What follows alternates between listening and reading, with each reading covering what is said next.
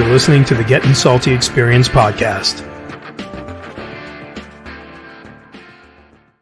And away we go. No picky bangy, picky ingy is what I say when I come back from Mexico.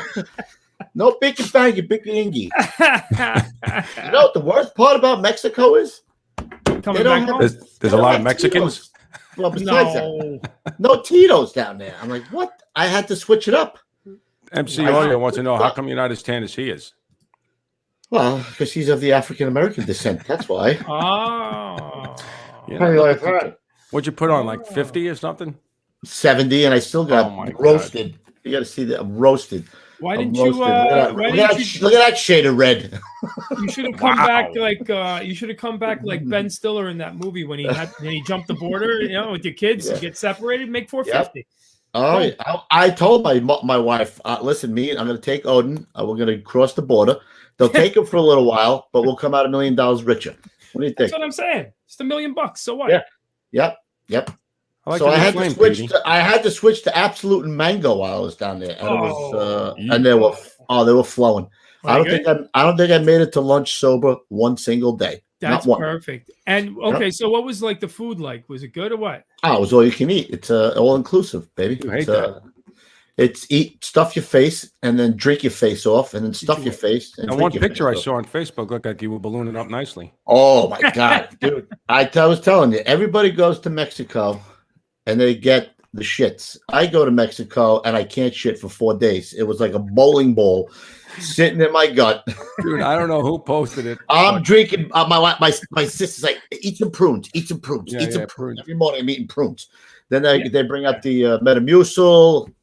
Forget it. Couldn't get it out. One of the guys on the Gettin fans page, the one picture like a turtle shell turned inside out. You look like the Ninja Turtle, but backwards. That was freaking hilarious. That was 4 days. Had a six-pack, but it was like four days of toxic poop in there. So, okay, did the kids drive you crazy? Did you get away from them a little bit? They drove me crazy, but they really couldn't go anywhere. They had a water park right in front of me, right by the pool. They were jumping off the cliff. They were going down the slide, making themselves silly. Right. And then I partied with my older kids, my 20-year-olds. Right. At the phone party. I was drinking, making myself silly. Oh, you were at a phone party? Jesus Christ, man. Oh, yeah. My wife and my sister went for massages, and me and my brother-in-law got so wasted at the phone party. I had my face in front of the foam cannon, getting in the face. I was that guy, bro. Oh, no. Made a lot of friends. That was fun. Nice, man. I need another one. I need a vacation like that soon too. So as soon as possible anyway. But yeah, that's we've done Mexico. We did last time I did anything remotely like that was Turks and Caicos, another good place to go.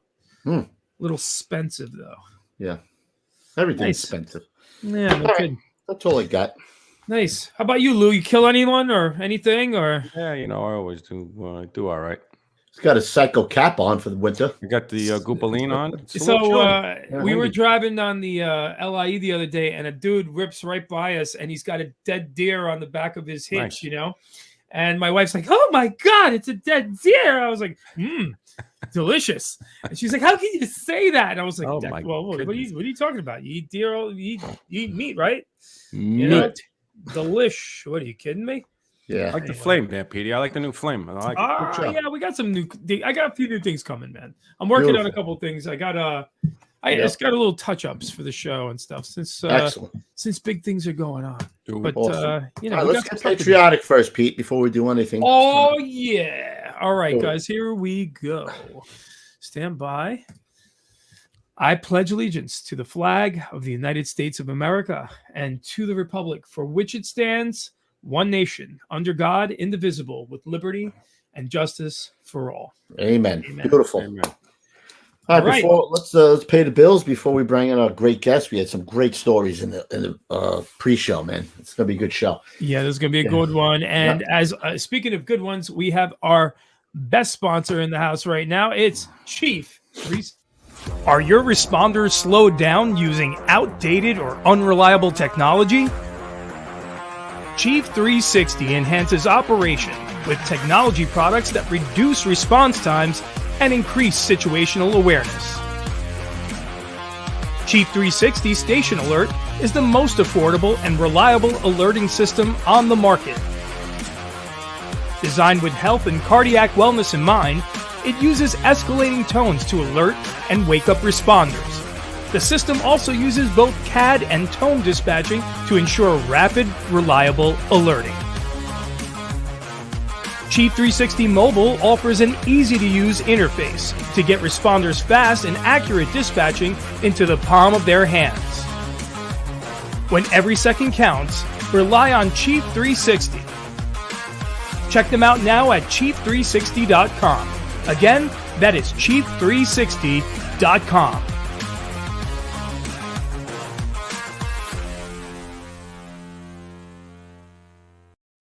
Nice. Beautiful. Hey. Oh, we got Jerry Murtha in the house. Hello. Oh, hello, Gerald. That might be one of the very funniest stories he told about his mother with the Jamesons. With the Jamesons. It's still in the top 5 for me. It is. All right, let's bring our guest in, Petey Pete's. He's one of the great legends, shall we say, legends of Rescue 3? Can we say that? Collapse guru himself. The dirt guy. The dirt guy. The collapse guy. The rubble guy. Maybe Barney Rubble, we'll call him. I don't know. That would be firefighter of Rescue 3 acclaimed firefighter John O'Connell. There he is.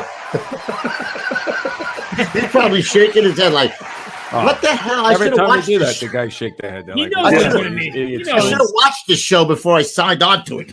Yeah. Ta-da! Ta-da! So we're going to tap dance in, John. There he is. Welcome to the show, John. Appreciate Thank you. coming on. We were just fledglings in SOC when we became a squad, and John That was is correct. teaching collapse down there. That is And correct. everybody was like, "This is the guy, the collapse guy. This is the guy right Well, he here." had the stash then, too. You know what I mean? He had the good It was- stash right away. It was a little more dark, I think, back then. Yeah, it was a maybe. way different color then.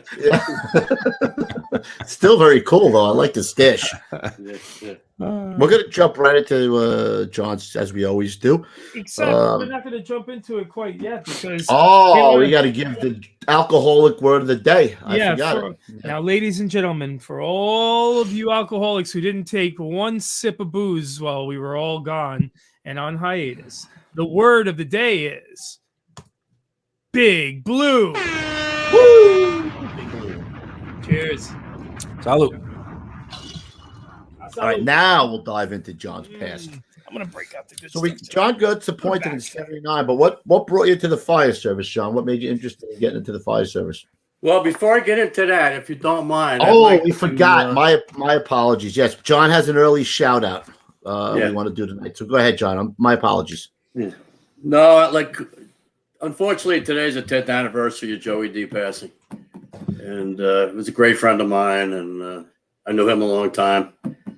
Real tragedy. And just, unfortunately, it is part of the fire service. So I just want to dedicate tonight's show to Joey. Cheers, Salute. Joey. Cheers, My Joey. man, Joey. I was in Proby school with Joey. Oh, Fall man. Out was one of my favorite shows, actually, when he was. Yeah, on, he had Always some stories, John. That guy could tell a story, Oh man. my God, I was laughing so much. Yeah, man. Didn't have to do nothing. We just pointed him in one direction, and he just and he Go, talked go. for 2 hours and 45 He was. minutes straight. He was the most prepared. He had Yeah. pages of stuff. Yeah. But Now we'll get into John's career. What Do it. brought you to the fire service, John? Say that again? What I'm brought sorry. you into the fire service? What made you interested you in got becoming a family fireman? on? Well, it's a funny story, actually. My uncle's a retired captain. His name was Tim Dallin.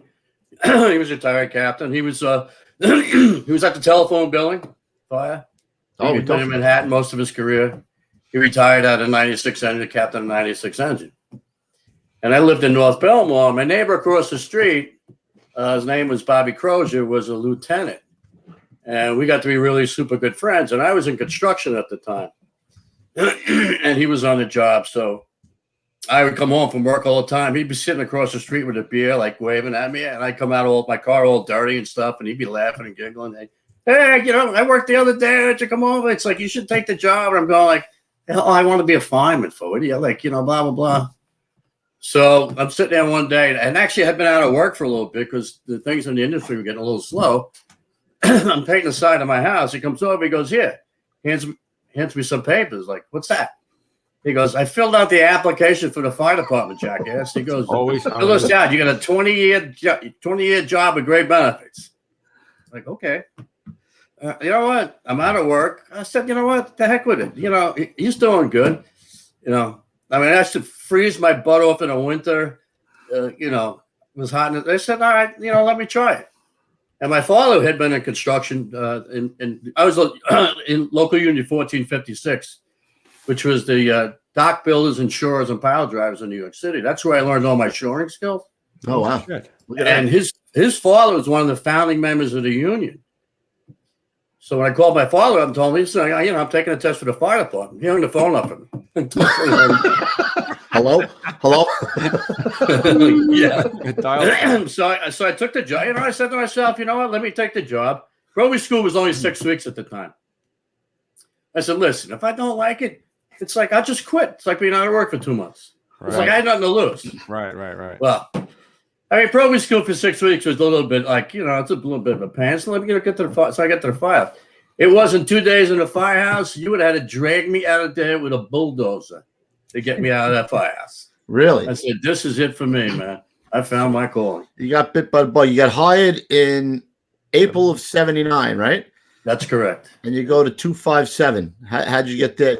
You know anybody? Have any hooks? How'd that work out? Never heard of him. Actually, Bobby Crozier was the one that he was in the 3-3 battalion, and he got me there 257, and was actually a good crew of guys. I had a great captain, Tommy Dunn, great guy. Was it was in 230. Was in all busy companies. Several of the captain in the truck, Dick Francis, was in Lieutenant 17 truck at the time when they were super busy. So it was a good firehouse. Right. And I had a couple of real good jobs there. Right. I was going to ask you, like we always ask, how long before you catch your first job when you walked in the door there? I don't think I was there more than like a week before I had my first fire. Mm-hmm. You know, and it's like I was, chafing at the bit. I want to fire. So it's pouring rain one day. It's like a Sunday or something. It's pouring rain. So we're heading into the back end of Canarsie.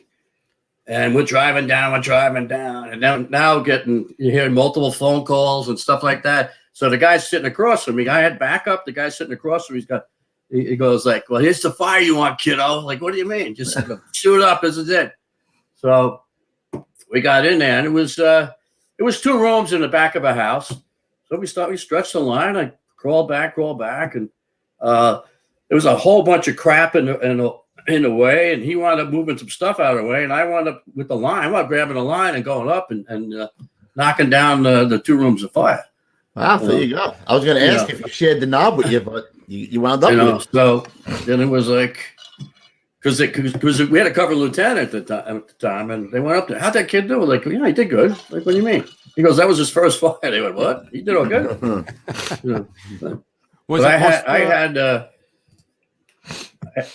I had a really, really tough. We had a gas explosion. It was on Farragut Road. Wound up being like a third alarm. Row of stores. We go there. There's light smoke conditions. So we pull up. Truck goes in to like a luncheonette. So me and another probe, we would go around the back, and we're sitting by the rig, standing by the rig, ready to stretch. And all of a sudden, we hear whoosh, and boom, all the windows and all the doors in the entire row of stores blew out right out into the street. All smoke come crashing out, and we're like, "What the hell?" It blew a couple guys off their feet. What the hell? And then the chauffeur was like, "Stretch a line," so we start stretching. So stretch into the luncheonette, and the ceiling had come completely down. So there were a couple guys all over the place. I wound up taking the line, jumping on top of the counter, the luncheonette counter, and crawling down the counter because there was a guy. It was like a basement entrance. There was one of the guys in the truck was there, yell like, they're trapped. And so I took the line down that way. And then the other guys that had freed themselves got him out of the way. So I just literally jumped down and I jumped into this big, huge rubble pile. And not 3 feet from me was the captain of the truck, buried almost up to his chest. Oh, wow. In rubble. And then there's fires in the back wall and going through the ceiling. I'm like, holy shit. So it's like, so I just put the nozzle down and I started taking him out and I'm grabbing a hold of him. And then, he had been, knocked silly a little bit. And there was another guy in there. The irons guy was in it. He goes like, let's get him out. So I went over and unburied the other guy, George Walker, actually. Then I wound up with then I got the nozzle and the line, brought it back up, and just then they charged it with water and pretty much knocked down the fire. But that was like, okay, That might have been your prelude to collapse there. You don't even know it. Yeah. Oh yeah. I tell you what, everybody was really lucky. I was lucky enough to be able to jump on top of that counter and go right down the length of the luncheonette. That was smart. And then get into that opening. And then I basically jumped into the hole, not knowing any better. I only went down about maybe 6 feet because most of the ceiling had crashed down into where they were. But luckily, a couple of guys got, burnt, but nobody really got seriously hurt. I was actually going to ask you, John, back then was some of that area, I remember I had a good friend of mine. Some of that area was like a really Italian area, right? Oh, huge. Big time Italian. That whole neighborhood back there was. And it just started changing little by little. That's what ruined the neighborhood. You bring the guineas in. Bring the guineas in. That's all you fucking hear all night. Yeah, that whole Canarsie, Farragut Road, whole back section was all Italian. Is that right? Yeah. Holy shit. And then then the other side of Rockaway Parkway was all projects. Yeah. It was crappy over that. Yeah, Rockaway Parkway was kind of the dividing line. So you didn't spend much time there, right? You only spent about you got there set. You left in 1980 for 102. Yeah. I would spend 15 months in the engine, and then I had a hook. What are these? I never done this before. Because I went, and I went to Captain Don. It's like, listen, he goes like, all right, I got to, because I was looking where to go, and it's like, I got a company to go to. Like, okay. And he told me about 102. I'm like, what? I'm like, no, go there. Okay. So I went to 102, and I tell you what, I'll never forget that decision. One of the finest places I ever worked. I worked with some of the bravest men you're ever going to meet in your life. Yeah. Like Dennis Cross, God rest his soul, got killed at the Trade Center. Tommy Brennan and that crew were in 111 right next door. We went to fires after fires after fires after fires. Was the two Richies there at that time, John? Richie Croce and Richie Raz, were they there at that time? Much later. They got there much later. Yeah. Yeah, in those days it was fear and beer. Now it's like, you and 9 Tooth. That sounds like a shirt, Coop. Yeah, I don't know. I got to write that one down. Fear and beer and 9 Tooth and news. I love it. No, it was great. I mean, and that's actually where I first met Joey D. His father, who you had a couple of weeks ago, or last week, was he was a battalion chief in 3-4 battalion that was in the same firehouse as us. And he used to bring Joey in when he was like 12, 13 years old and ride. Really? So that's where I first met Joey. Oh, that's funny. He was just a kid, man. Yep. Yes, he was. So I know Joey a long, long time. That's a great spot, 102. It sticks, right? You get in fast. You pull right out of Bedford there, right? And you just shoot up Bedford. Most of the time you made and I cannot tell you how much I learned with those guys. And in those days, there was no mask. You didn't wear a mask. Right. You weren't. If you wore a mask, you were like, you go back to the firehouse and bitch slap you. Bitch slap you. Who was, I never remember, Travis. Chief Travis was in the 5-7. Was he a fireman there in 102 at that time? Yes, he was. What a sweetheart that guy was. When I got assigned to the 5-7, and he was a chief in the 5-7 at that time. Yeah, we used to call him father. He was a real quiet guy. Yeah. Awesome dude, man. And the other, John.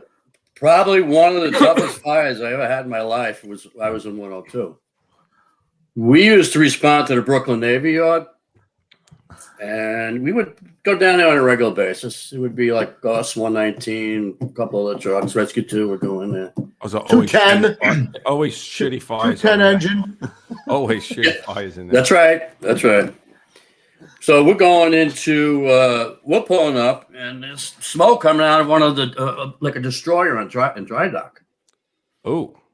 So, okay, so now we're running up the plank, and then the Navy guy's there, and he's telling everyone, no, it's under control, we got it. And the smoke's rolling out of this destroyer. We're going like, BS, man. And she's going like, take it easy. It's like, I go, why am I letting them in? So I'm yelling, like, throw them overboard. The chief turns around. It's a U.S. Navy ship. It's jurisdiction. Like the guy, and he turned around and said, listen, if that fire gets off this boat and gets anywhere near these piers, you are going to be personally responsible. So then he let us in. So we get in there and we go running up, and we go open up a hatchway, and there's like, like there's a section in there where you're starting to go down below, and there's a hatchway going downstairs, and it's rolling out there like whipped cream, like this dark brown whipped cream. And I'm like, what the hell? And there's a line stretched in charge, and there's like 10 Navy guys laid out on the deck, all spread eagle laid out. They had their rebreathers there. They all looked like they were near death. And we're like, where's the fire? And like one guy turns around and goes like, follow line. It's 2 decks below. And I went, what? 2 decks below. And the lieutenant goes like, what? It's 2 decks below. Like, oh my God. That's the nut check right there. You're like, what? Like, you gotta be kidding. Hell no. Yeah. So like, okay. So we put our masks on, and and we had the lieutenant, a couple of guys, and then Rescue 2 was coming on. He says, okay, we're going to keep moving until we get to the end of that line, and then we're going to put this fire out, because if you stop, that's it. Like, okay. So we wrapped our hands around the line. So, because you couldn't, once we went down the stairs, that's it. You couldn't see a damn thing. I did one of these deals, and I couldn't see my hand. Like, oh my God. Those are the guys. So we just follow the line, walking. Then we hit the other railing going down. Now we're going down that railing. Now we hit the deck. Now it's starting to get hotter. And like, so now, like, okay, so now we're like, all right, now we're moving. Now it's getting hotter. And now it's getting hotter. And it's like, holy crap. And it's like, and then Rescue 2 was coming down behind us, and they're going like, keep moving. And it's like, and it's getting hotter. And it's like, and finally we go up, and finally I get to I went up on the end of the nozzle. It's an old Navy fog nozzle. I'm going like this, and now I'm holding this, and we're on the ground like this. We didn't have any of those hoods, and I'm like this, and then I got a corner of my eye and see, some red fire. So I just opened the lineup, started opening the lineup, and hitting some, but it's really not going all the way out. So I start swinging the line, and then I started to realize I was hitting the hatchway door, and then hitting the hallway. Then I realized it's like, the hatchway door wasn't open all the way, so I had to push in. And it's like, give me more line. So we had to push in till I got just past the hatchway door, and all I could do was stick it around like this. You couldn't stick your head in there, nothing. And then it was like, then I just opened it up, and just until the heat started to dissipate. And then the smoke really dissipate. Well, the smoke, there's no place for it to go. Well, the smoke really didn't dissipate. They are actually going outside. Rescue was going outside and cutting a hole in the side of the destroyer just to get some vent or something. Trying to do the stuff, but it wound up being a rag locker. Oh, that caught fire. Boy. Well, I mean, it was.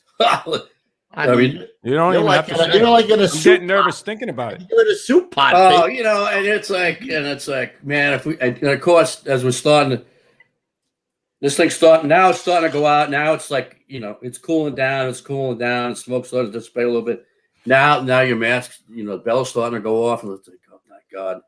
Because I can't imagine what would have happened if our bells were going off like halfway. It would have been, uh-oh. Yeah. But that was long way to get out.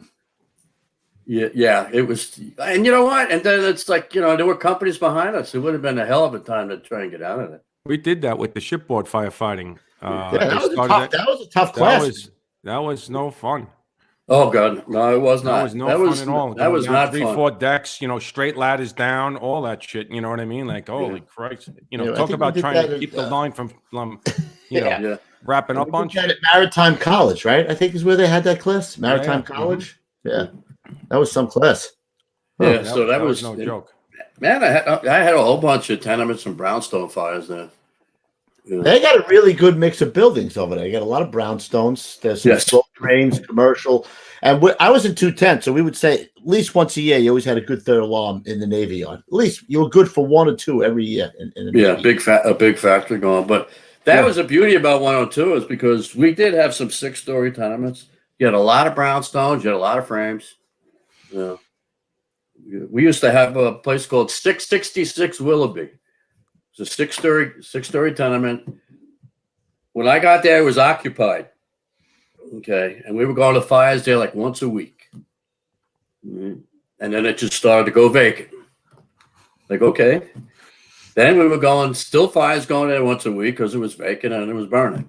Then it just kind of stopped. So they renovated the place and they reoccupied it. And then we went back to going to fires there again, like once a week. It just went full cycle. That's crazy. Oh, yeah. No, it went full cycle. Did you talk to any of those guys that you worked with in 102 still? Very rarely. I mean, most of them are retired, moved away. I mean, quite a few have passed away. God bless them. Right. Yeah, I actually did. We've talked about this before. I did my first, when I promoted to lieutenant, my first tour was in 102. And I went up, to look at the riding list. Just Captain Murphy had told me, make sure you always check your riding list, see who you're working with, how much time they got. Every guy had over 20 years, and I think 2 or 3 of the guys had over 25 years. And this was in 2002. And I remember every time we went out the door, we made a right and then a quick left. That was the way, going towards, I guess, 235 or 111, right? Well, it was going, yeah. Well, made a right and then a left. Yeah. Well, up Bedford and left on Myrtle, probably, or a little further down, maybe. Well, left on Myrtle, we were going to 217, but when I was there, it was 209 and 1. It was still in quarters, was still there. Yeah, the engine was there, yeah.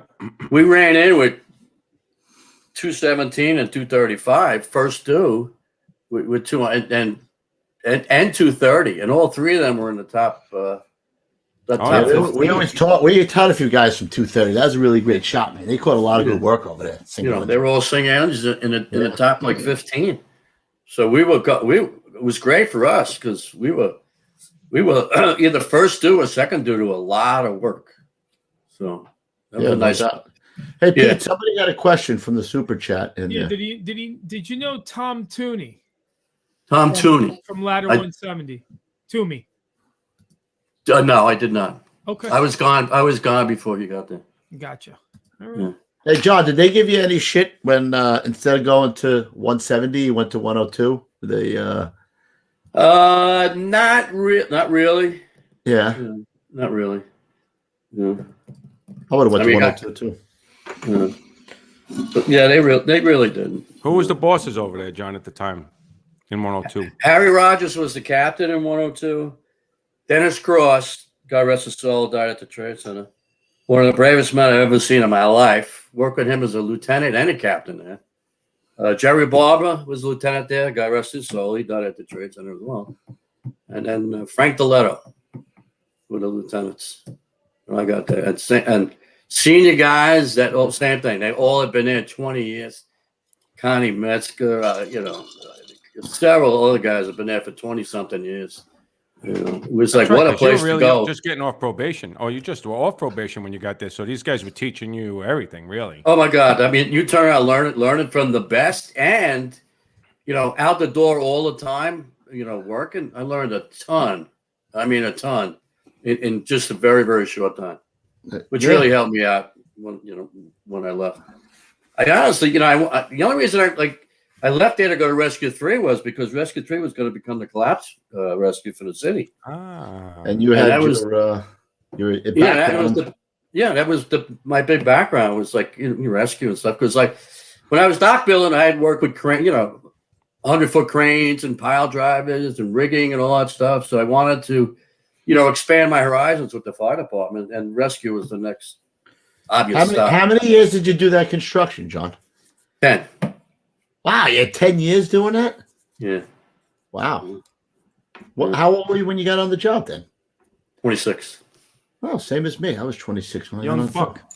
Yeah, I was 17 when I started construction, and I did it for a year or two after I was off of probation. So, yeah. What? Somebody asked this question, but I was going to ask you anyway. Why did they? Who was doing rescue before they designated Rescue 3? Was it's just like a haphazard, whoever rescued whatever borough it was in, or and why did they designate Rescue 3 the collapse unit?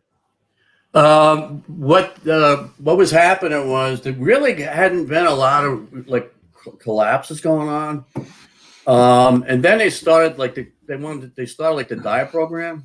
Mm-hmm. So once they started a dive program, like 1 and 2, they made dive rescues. So 3 was, they made 3 to collapse rescue.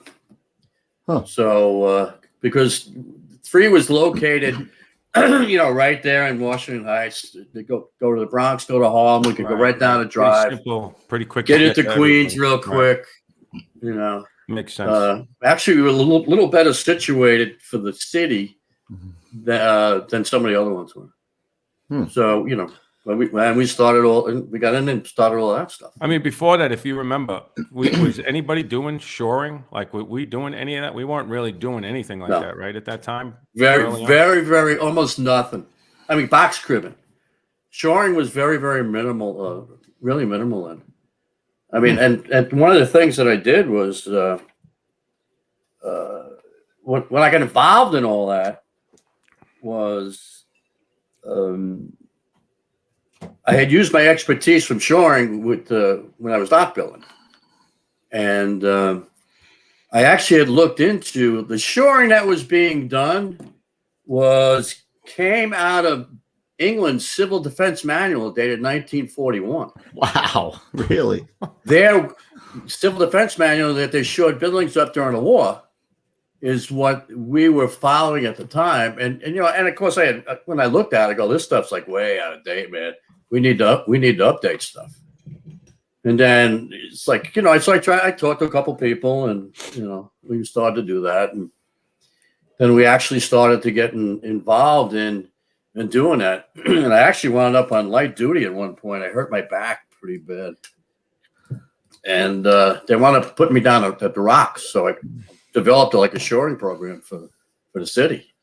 And then, I brought the rake ashores back into the 20th century and stuff like that. What year? That's kind of where that you were in started. rescue, or you were already in rescue at that time, or yes. So you already made the move to Big Blue. Yes. Hey. Yes. Oh, see how that works.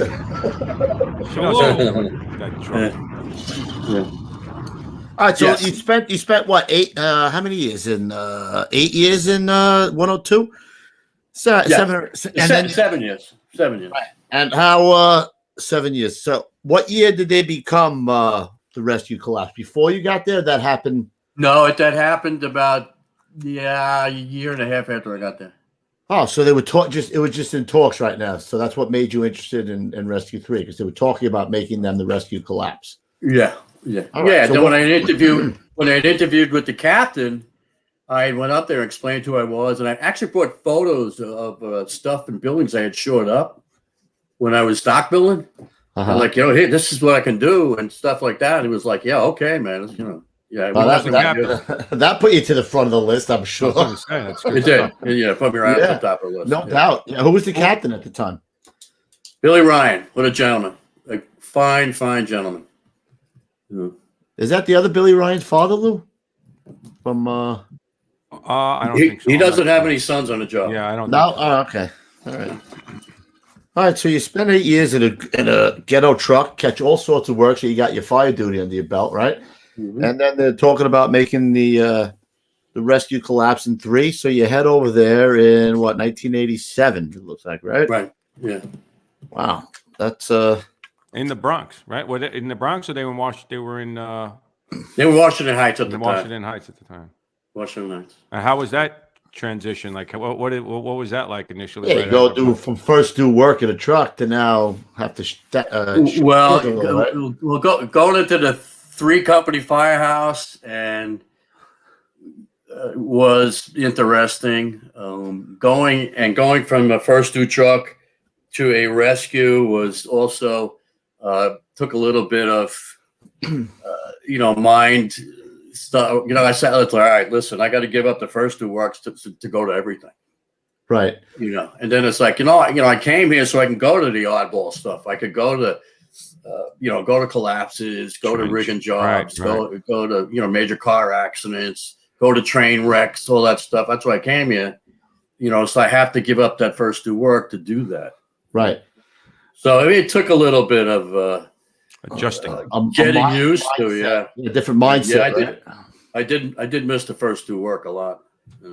Yeah, but they were catching good work up there still too. No, we caught tons of work.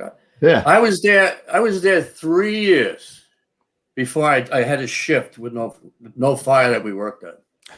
Yeah. Wow. Holy 3 crap. years before you had one shift with no fire. Yeah. Yeah, I would say you were doing some work. Yeah. Now, it's probably a little bit reversed now. It's probably 2 years before you have your first job. Before you get the job. You know why? Because it's 9 twos and yoo-hoos right now. That's why. Hey. Yeah. Beer and beer, baby. I don't know about Big Blue. They're probably still doing work. Yeah. I don't know about Big Blue. They're still doing work. Oh. Sorry, I was just answering someone. Chat always gets me. Cheers, guys. So, Man.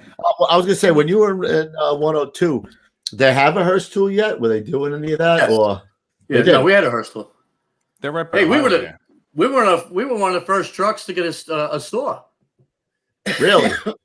Hey, when I first got to 102, we were cutting roofs with axes. Wow. That's crazy, right? And I had used an axe for years when I was dock building, so I was, so I knew how to cut a roof. You were proficient at swinging that bad boy. Yeah. Wow. So, well, what year was that when they came out with the saws finally? Oh, I don't remember. So it had to be the early 80s, right? Yeah. Yeah. That seems like ridiculous, doesn't it? Now, when you look back, I mean, now you get specified things, but yeah, all that stuff, the mask, the saw, Hearst tool, we take all these things for granted, Kevin, Imagine responding. I'm going to ban you from pouring ever again on the show. That's you can blow me because I've heard you do it many times. All right. Imagine responding to a car made it from the 70s with no Hearst tool. Trying to get somebody out. Not like a Camry from 2020. Yeah. I'm talking about it like an Eldorado. I was just going to say that. 1973 Eldorado. Yeah. With no Hearst tool. Yeah, get in there. Get that guy out of there. Could you, with no saw, no sawzall, nothing. Right. Yeah, I mean, I had so many fires in 3 and, between Harlem and the Bronx and, we had a lot of weirdo stuff too. Actually, had I did have one boat incident. It was during the day, and we got report of a man in the water. Like, okay, so we're shooting up there, and we had the boat on top of the rescue rig. So now we get there, the cops are there and everything, and they're pointing in the water. There's a guy swimming in the water, trying to tread water, trying to move and everything. It's like, what's going on? Well, he just robbed a TV from the tenement across the street, and then he dropped it. They chased after him. So he dropped the TV. He ran across the drive, jumped off the drive, which was about 25 feet, landed in the rocks, apparently broke his feet, dove into the water, and then tried to get to the other side. So we jump in a boat to go get him. Now, he did the proverbial, like he's waving his arms, then he goes down like 3 times, and he was down. We pulled up to him. And I saw he went down. So I dove in to try and get him, and I couldn't get him. Then I reached all the way down and was actually grabbed his hand. I was actually able to grab his hand. I couldn't see a thing. Grabbed his hand, were able to pull him up and throw him in the boat. And then we saved him. That might have been one you could have let it get away. Just say, man. Well, the guy had just gotten out of prison. I'm Just got out of prison with this kind of thing. Swing and a miss, he struck him out. Yeah, like so. But anyway, I got to ask you a question, John. So when you went to 3, right, you knew what your sweet spot is. You knew all about the collapse. What would you say you were most deficient on? Or was the hardest thing for you to pick up going to 3? the hardest thing to pick up going to 3? Yeah, like one of the new skills that they're teaching up in 3. Was it something that Scuba, was it? what was something We that didn't you do needed? scuba. Oh, you They opted not to do scuba. They opted us just to do the collapse. I like that option. I like That's a that. good option. Yeah. We well, I mean, I had used a Hearst tool before. I mean, I knew how to weld. How about the ropes? You were good with the ropes? The ropes didn't really. Well, I was good with the ropes at the time. The ropes didn't come out till later. The rope ferry stuff didn't come out till later. The rope fairy stuff? Yeah, the rope ferry stuff didn't come out till later. I mean, and I learned that as good as anybody else. Yeah. But I didn't. But we did. I didn't concentrate on the rope ferry stuff. I concentrated on the trench and collapse, and let some of the other guys concentrate on that. Well, you would have done Like how much you want to concentrate on. That's John. So, right. So we do. But as far as I really didn't have any problems with any of it. No holes in your game. So, so when you guys got first taught, if you were there when it came out, you were taught directly by Rocco then when they came out. you know what? I don't know. I don't think it was Rocco. Were they the first ones to teach it? I think they taught Rescue 1 first, I believe. Yeah. And then because I know like Hank and well, that might have been because we did our stuff at the Rock. I mean, we didn't really have. Well, they sent a lot of guys to school too. It's like we did our stuff at the Rock. I didn't really, go on this stuff. I wanted to ask you another question, John. When we came online, when they decided to make Rescue 3 the collapse, were there any other cities that already had a designated collapse that they were looking at? Like, they have a designated collapse. I think it's time that we get one. Not to my knowledge, because we had a series of collapses, especially up in Harlem and the Bronx. What was happening at the time was they started to renovate big time in the Bronx and Harlem. The buildings that had burnt out in the late 60s and 70s and middle 70s and stuff that had been vacant for like 15 years, they started renovating them, and these things are collapsing on a regular basis. I actually wound up working 3 days in a row. I actually worked my day shifts, and then I worked at Mutual for another guy. We had 3 building collapses 3 days in a row. Wow! At buildings that were under renovation. So then the job got into, and then it's like special ops was like, yeah, you know what? That's when they started. That's when they created special ops. It's like we need to focus on this. Right. Well, when what was the first protocol? Would you guys go? Would they send another rescue to assist you guys, or would it just be you guys at the show? Well, it was. Originally the rescues went, and we would go to assist, and we would go designated as a shoring rescue type thing, and it took a while to get all that to go. The biggest problem we ran into was having chiefs allow you to do any work. That was the biggest problem. I don't understand why later on they decided to start sending the chiefs through the rescue school to show them what we're able to do. I don't know why that didn't occur to them early on, so they had an understanding of what the hell we were doing.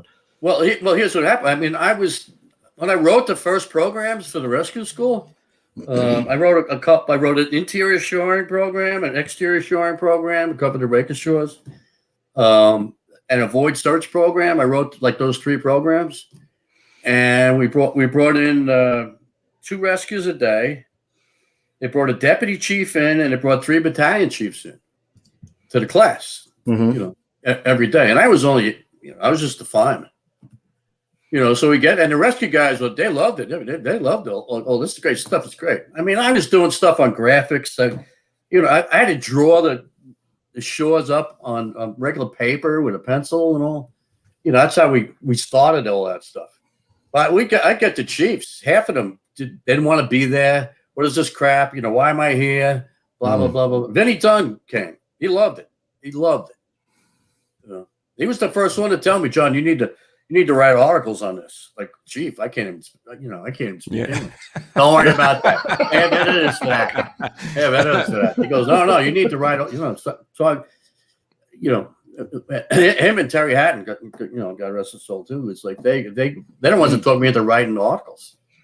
I wound up writing the MYFs and all that stuff, right? Early on, I didn't do any MYF stuff. No? I did 15 articles for Fire Engineering magazine. Oh, all right. They actually published one article in 5 different languages. But that's where all that come out of, and then it came into then FEMA started doing it, so I wound up helping them. And then New York State got involved, so I wound up doing those programs. I got a quick question from one of our chat folks, MC's Audio. He's asking, at Rescue 3, there was the legendary Mr. Tinney. What stories, if any, can you share of him? Connie was one of the greatest firemen I ever knew. True gentleman. Great man. I mean, he was as tough as they can come, and very, very intelligent man too. Do I have any whirlwind stories where he was hanging out the window and upside down, and I don't have any of those. No. Now, it seems though that every time you guys come on, guys with your level of experience and time on the job, when you talk about it, it's not like what everyone thinks it's going to be. Like, yeah, that time when I blew down the whole fire by myself and I was hanging off a rope and the rope was just one last thread, and then I snatched the girl from the jaws of death, and everyone thinks it's going to sound that way. You know what I mean? And meanwhile, it's just guys who go to work every day. That's all it is. It's just guys who go to work and put in the time. And then, maybe once in a while you get lucky with something crazy like that. But you're very humble about that. Yeah, I mean, and a lot of it is luck, and I was just glad I was actually there. So, I mean, when I did 31st Street, I mean. Yeah, Pete, we got a lot of pictures from 31st Street. Let's talk about 31st while we're pulling up these photos. Can you put up the pictures? For sure. Coming up. And boom. Okay, so this is the result of this building was being renovated, and they had taken the left side of the building. They had taken out a large section of it in the middle.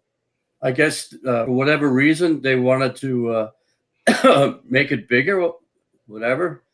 And it was a parking lot on the left. So the building said, like, well, no way, you're not allowing us to hold this up.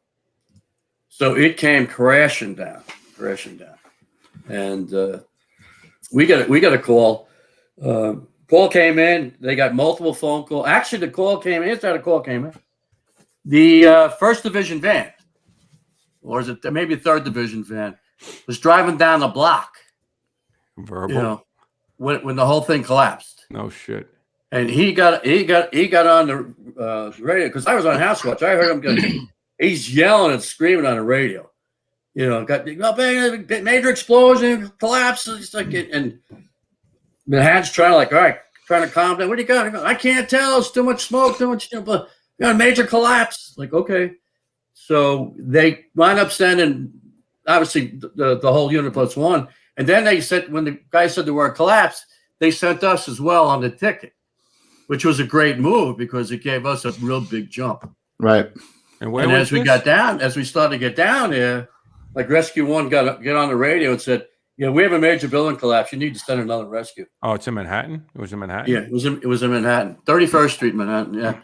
They said, wait, so I turned on one of the guys next to me and said, like, I think we got something here. So we pull up, and the dust was starting to die down, and the cops and one of the trucks was getting a hold of somebody that was right near the top of the pile there in the beginning, in the middle. So then what I did is I snuck in there. Does my mouse work here at all? No, that's Petey. Okay. No, tell them what pictures you want. Where you want to point to? I could zoom in. Yeah. No, down. Just, well, you could Well, right in the middle there, we're right a little bit to the left of the oak floor. I crawled into that opening. A little void there, yeah. Yes, and that void is on a severe angle. Like if you go on to the next picture. Coming up. Yeah. Now you see the severe angle. Yeah. Now, number one, you see the floor above; it's just hanging, ready. But you see that severe angle. So I crawled in, and as I started to crawl in, I got shining my flashlight. I hear a voice. This guy shouts out. It's like, I'm here, I'm trapped. I'm like, holy crap, there's somebody in here. Now it's so I actually backed out a little bit, and Chief Downey was the rescue captain at the time.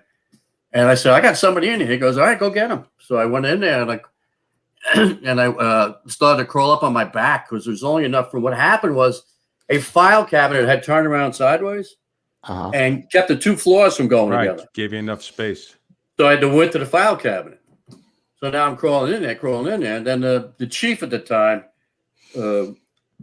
who had it, I didn't think much of, but I won't mention his name.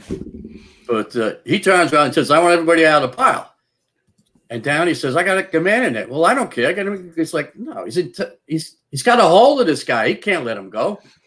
And now I'm sitting there, now I'm crawling up trying to get to this guy. And you know what the chief tells Downey? Okay, but tell him to hurry up. And I'm sitting there saying to myself, you dumb. Yeah. No This shit, guy with a couple of lucky Saturdays. Yeah, okay. You weren't bellying up to the bar is what you were saying. Yeah. So I was able to get up to the guy, and he had been trapped by like a 2x4.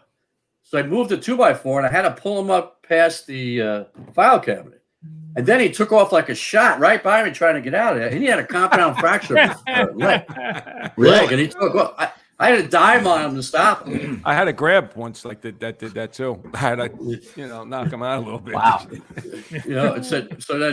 So we got the guy out. And then later on that night, in the same area they got the first woman out, we got another woman. They had taken the guy out.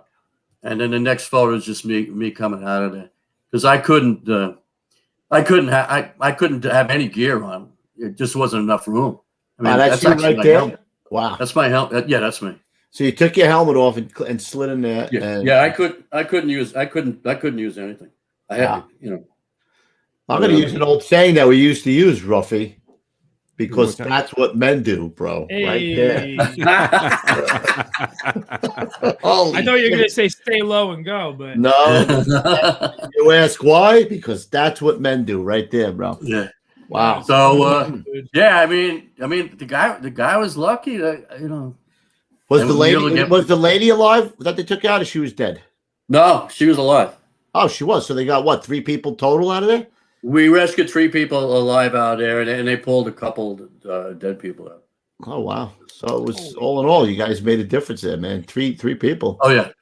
And we were there all day and all night because they had to take and they had to take a section of the building down before we finished up. And What year was that, John?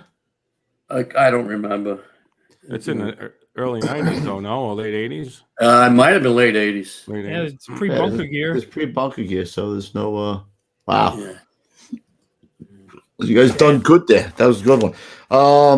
With the bunker gear, do you think you couldn't have even crawled with the stuff that you had, right? No way. The bunker gear would have hung up on everything. Holy shit. Yeah. No joke.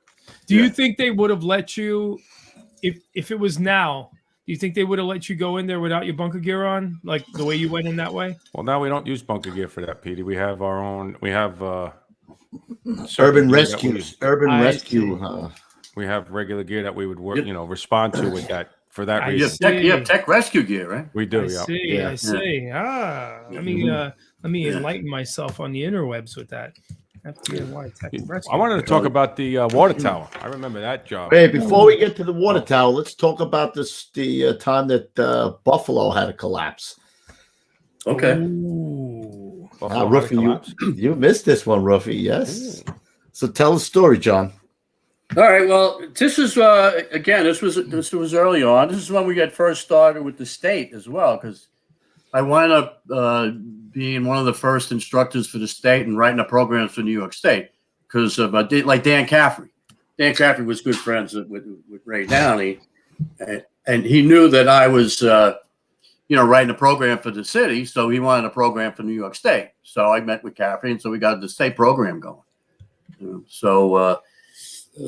There was a GM plant they were dismantling just outside of city of Buffalo, and what we did is the building had come down and pinned a workman underneath a metal joist decking, and the guys, the Buffalo guys, were just having a hell of a time getting them out, and they just didn't know at the time what to do. So Lombardo actually got a hold of Brian Russo and said, "Hey, can you get a hold of O'Connell and get him up here?" Like, yeah. So it was like one of our first mutual aids. So they picked me up at my house in Orange County, and state trooper picked me up, and they told me to go trooper speed up the thruway, which I found out was like 150 miles an hour. Uh-oh. Yeah. Can we take a break for 2 seconds? Yeah, go for it. Go ahead. Okay. Good. I'll take a break for 2 seconds. Then Yeah. you know what I got to do. So tell me about all the animals you killed, bro. What? Oh, no. I only killed one. Yeah, I think you sent us the picture, right? That was good. Yeah, that was in Ohio. I'm going to Iowa next 2 weeks. So. Dude, I like Iowa. I've been there, man. It's good. Oh, it's nice there. Big Yeah, deal. nice and quiet. Ever go to Idaho? Never been to Idaho. Ooh, Coeur d'Alene. Beautiful. This guy has sure such there's a some- huge. We got to get into some of these other. He's There got he a is. lot of freaking stories here. All right, just had a DHS guy at my house banging on my door. Come on, All that right, was, so- you didn't pay your bill. We know what it was. It was a. So collector. anyway, this guy's running up to me in a pouring rain. He's running me up 17. And I'm sitting in the back of his patrol car, like 150 miles an hour. I'm like, I hope the guy that deer does not come out in front of us. Yeah, no chance.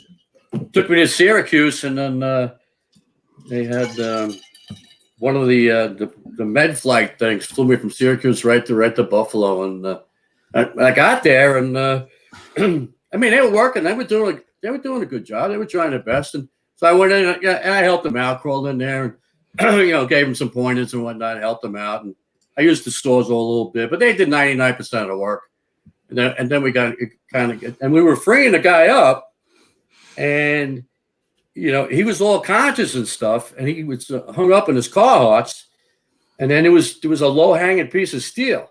And he was like rustling and pulling out. And I'd seen this before. I said, dude, when we free you up, don't go running out of here. You're going to get hurt.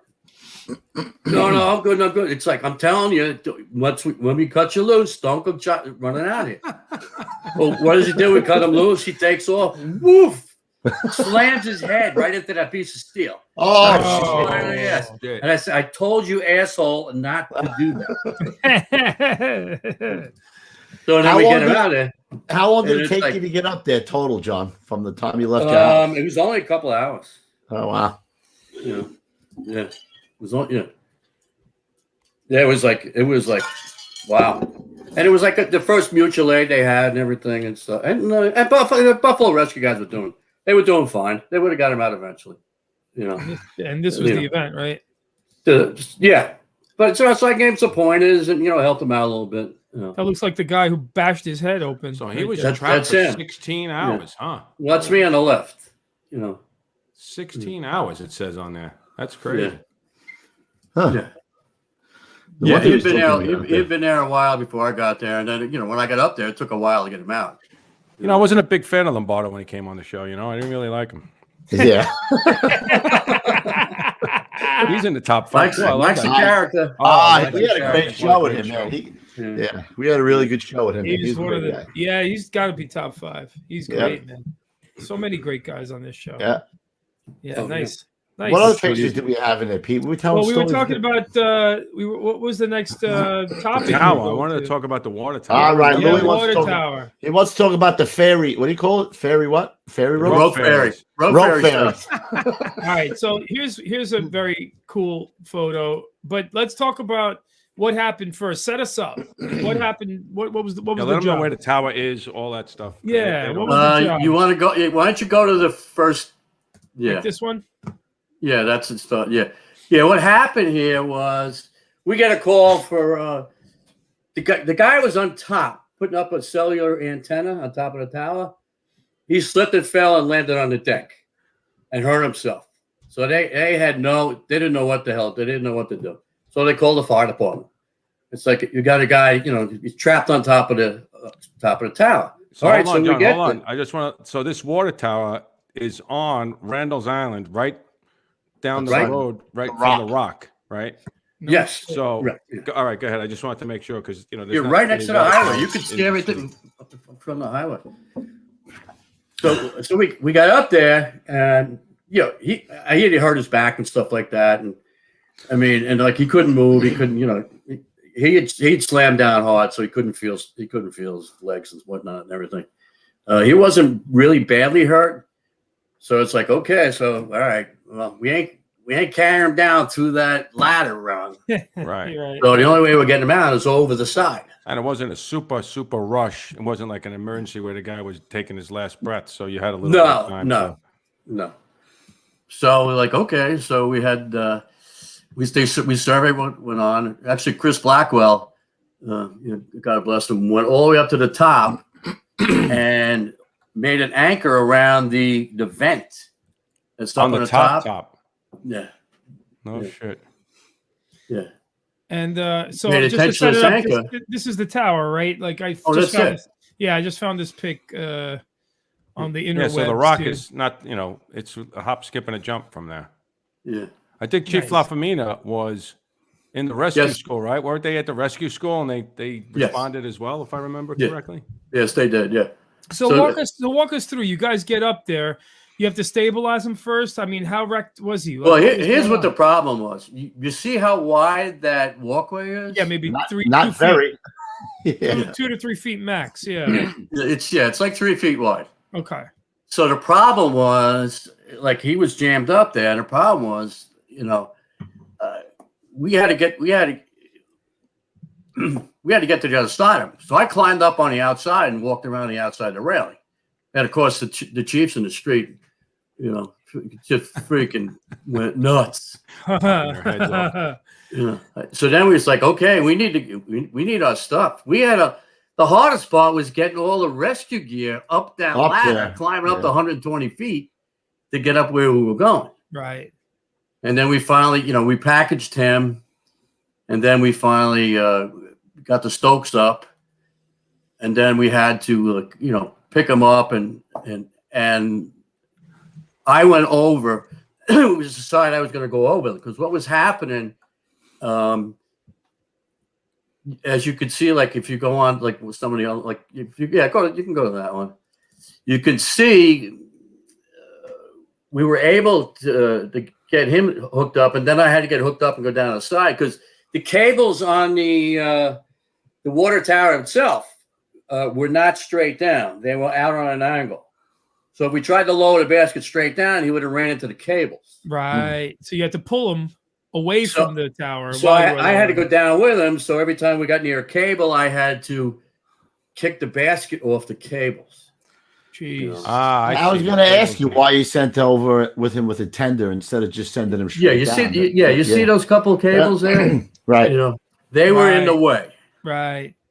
So I had to take him down, and it's like, and I talked him all the way down, and and he's got like, I need to get a hold of my wife. I got to tell my wife. He goes like, I said, no, you don't. She's gonna watch on the 6 o'clock news. Dude. And you guys had to tie off on the top of the tower? So you could see the ropes coming. The substantial object is coming off. Yeah, I did a tension anchor off the top, and then. So I'm sorry. So why would I'm sorry? Just for the laymen who are listening, like myself, why would you tie off on the top again? Because that was our night. We need an anchor point. You need a high point. You need a high point. I thought you were going to say the hardest part was telling the guy you got to throw him over the side. Yeah, how did he feel about Hey, going listen, over? buddy, here's the plan. We're going to put you over the side. Was he being a crazy guy or was he all right? Was he pretty mellow? He was pretty mellow. Right. He was pretty mellow. And look at this, man. I mean, this is a great shot because that's the bitch right there. Look at that climbing up that dang ladder. Yeah, we were carrying 50, 60-pound bags of rope gear all the way up that ladder. You know. Yeah, man. And then getting up there, and then you have to go to work. Now, so then let me ask you this: when you got him to the bottom, did you have to climb back up to like untie your anchors and your ropes and then? No, all those guys up there did that. I skated on that. Okay, yeah, nice. Yeah, I was going to say because that's a real piece of work right there. I'm the guy going over. Yeah. I got the TV interview, and they got to carry all. I was going to say you got to get something for that. You got a medal for that one, John? No. That was the one I told you about. Because I was Crozer saw my mustache and called up Tizo and said, "Don't even think about putting O'Connell in for anything because I'm not going to sign it until he signs it. Until he cuts his mustache." A unit for that. Hold on, there he is. There he is. That's the guy I remember. That's the guy I remember. That's the guy I remember from Rescue School. Right? Rescue School. I'm actually looking at this camera. Holy shit! John, there was two guys I remembered when we went through the Rescue School. It was you and the short guy. I can never remember. Mike Davis? Mike Davis. Yeah. Mike Davis. The glasses. You guys were both there every you day. look like an Oompa Loompa. Yeah, I can call Mike Davis short, and I'm short. Mike's a great guy. I will take the towel over the what was the ultimate damage to this guy? What was going on with him? He hurt his back pretty good. He hurt his back and his hips. Yeah, pretty good. You know, contusions and bruises, and he's on disability for the rest of his life. Yeah. You know what I say, John? Did you get a medal for that collapse when you grabbed that guy? Which one? 31st Street? Yeah. Yes. All right, good. Yeah, that's a real deal. This is a great shot right here. I love this, man. Yeah. Nothing but sky behind you. God, that's scary. Yeah,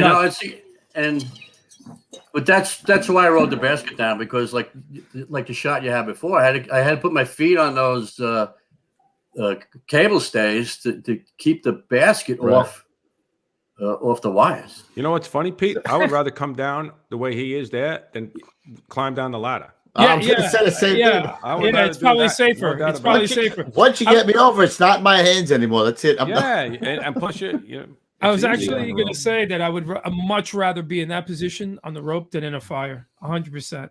Well, they did lower all the gear bags down and then climb down. Yeah. Well, Garrett Lindgren in the chat is saying, I remember that TV interview. We were busy repacking the rope gear. Yeah, listen, some guys pack the gear and some guys go over the side, Garrett. Don't be a hater. Hey, definitely a hater on that one, man. Don't hate, appreciate, my friend. Yeah, nice work, dude. This seems like a real, if you just look at I think that was when we first started, Cougs, that's right? no bullshit. I don't know what year that was. It was probably. I remember some saying that they responded with stuff from Rescue School. I know. I remember Chief Lafamine. I don't know if you talked about that, but I do remember him. I think it was Dave. What the heck? Tall Dave from Rescue One. I forget what the heck his name was too. And Katz. Maybe those guys were there. They were teaching. I remember everybody. What the hell was that guy's name? Dave. He was big into the ropes. Dave. He was a mountain climber. He lives in Warwick too. Oh, I know who you're talking about. Give me a second. Yeah. Between the three of us, we can't come up with the guy's name. Yeah, that guy, Dave. Dave with the curly hair. Tall guy. He's a mountain climber. Yeah. That was crazy, man. What a great number. That was a good number of shots right there, too. Oh, you know what I wanted to talk about? Actually, I think about it. I just not Dave Weiss. No, not Dave Weiss. No, it's not Weiss. The brick fire. Oh, okay. I wanted to talk about that a little bit. We've had a few guys. Dave Rayner was the guy's name. Dave Rayner, you're right. I knew Milner would know it. Thank you, Mikey Milner. Hey, Mikey. He's right. You, Michael. Dave Rayner. You want to talk about the brick fire? Yeah, I want to talk about that. Then I want to talk about another kind of brick once you're done with that. Okay. Go ahead. Well, there I was in Big Blue. Oh! Look, Start off with good. look, Pulling John, moves. Now you're John pulling the moves. game. I love it. He gave us the old wink. There I was. In Big Blue. That was in Washington Big Heights. Blue. It was during the day. It was a furniture factory. Mm-hmm. Okay, so we Recipe get for there, disaster. and it was a lot of fire, a lot of heavy smoke. We're going up the stairs. They the truck and the engine had been inside, trying to locate the fire and knock it down. The towel out of his bucket was in the bed. Nobody had vented the front windows of the second floor, which I commented to the acting battalion chief why he did not, why are those freaking windows still in? And anyway, so we go up, and it was crappy, smoky, and whatnot. And then there was a bunch of maydays and not urgents, and fire was through the roof. And then it's like, okay, everybody out. And it's like, same thing. All right. So now we go downstairs, and now again, still the place wasn't vented right. And I was still pissed. And there was a covering chief and a covering deputy. So, and which to this day bugs the crap out of me. But now we're standing there. It was the truck had a covering lieutenant. He comes running up to us, and you could see the Fear. the excitement on his face. He goes, "I'm missing a guy." Like, whoa, what? I'm missing a guy. Like, well, where was he? Well, upstairs. So we took right off. And then it was like, and the chief was like, "I want everybody out of Bill." And we're like, we didn't say it, but F you, we're missing a guy. So we go running up there, and we grab one of the engines. Come on, bring that line right up. But we get up to the doorway to get it where it was, and it was roaring overhead. And so I said, open the line up overhead, and we went in, and we tried, and then we could, and then at one point, one of the other guys, found him, and I was only a couple feet away when he said, I got him, and so got over there, and he was laying in like 8 inches of water or something like that, whatever. And we didn't hear his alarm going off. I know, but when we flipped him over, then his mask went off for some reason. The alarm went off. But then I started doing mouth to mouth on him right away. And, was he burnt, or he wasn't? He was just covered up with shit, right? If I remember. Right. He was. Yeah. Anyway, so I did the mouth to mouth on him, and then we got him and picked him up, took him out, but he was gone. What happened? He got separated. He was what, the Irons or the Can Man?